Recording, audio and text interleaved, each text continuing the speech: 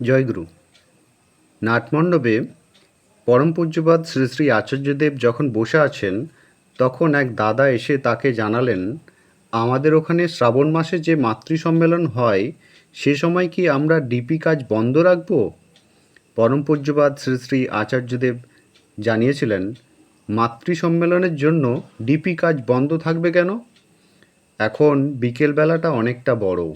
আমরা যদি বিকেল ৩টা থেকে ৬টা অর্থাৎ প্রার্থনা সময়ের আগে পর্যন্ত ডিপি কাজ ও মাতৃ সম্মেলনের কাজ দুটোই করে নিতে পারি, তাহলেই তো হয়। ১-১.৫ ঘন্টা মাতৃ সম্মেলন আর বাকি সময়টা আমরা ডিপি কাজে লাগাতেই পারি।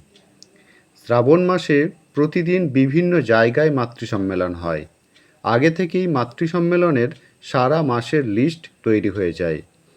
লিস্টের প্রথমেই পরিচিত মানুষের নাম থাকে। এই ধারাবাহিক রীতিকেই তিনি পরিবর্তন করলেন। যে এলাকায় মাতৃ সম্মেলন হবে, প্রথমে সেই অঞ্চলের ডিপি ওয়ার্কের পরে মাতৃ সম্মেলন নির্দিষ্ট সময়ের জন্য হবে। গতানুগতিক পুরনো বাড়িতে মাতৃ সম্মেলন না করে যে সমস্ত মানুষেরা নতুন ইষ্টভৃতি পরায়ণ হয়ে চলছে, তাদের বাড়িতে বাড়িতে মাতৃ সম্মেলন করতে হবে। শ্রী শ্রী ঠাকুরের অলৌকিক দয়ার কথা বলার চেয়ে তার পরশে আমাদের জীবনের কি পরিবর্তন হয়েছে, আমাদের সংসার কিভাবে সুখের হয়েছে, সেই কথাগুলো আলোচনা করা বেশি কার্যকর।